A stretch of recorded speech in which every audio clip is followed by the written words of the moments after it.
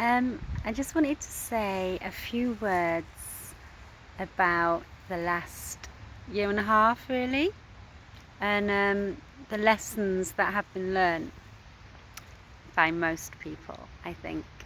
And one of the most important lessons, I would say, is appreciation, because it's just like they say, you don't know what you've got till it's gone.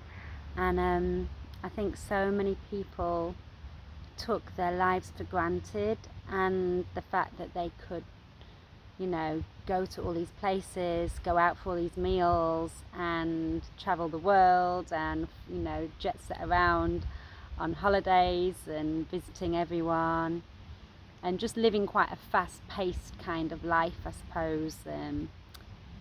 You know, constantly kind of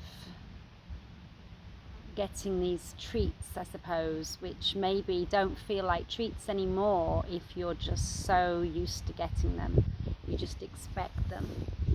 So I think that has been a very important lesson, that basically people have come to appreciate these things as they've slowly got them back.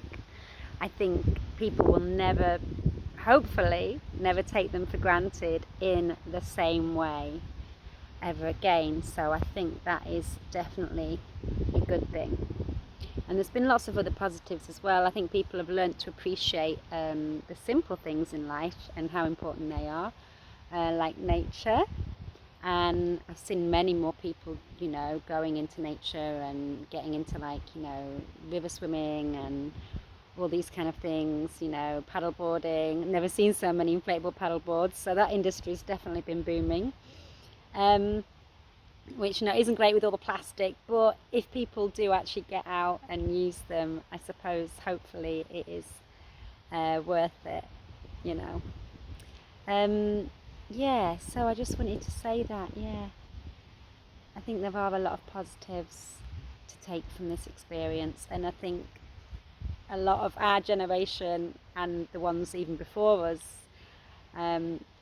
a bit like spoiled children, really, that we've just had everything so available, and we've kind of just expected a lot. We've expected to be able to do all these things, and I include myself in that. I think, as if you spoil a child, they're never going to really learn the value of anything and actually appreciate anything, as can be seen from all the celebrity children.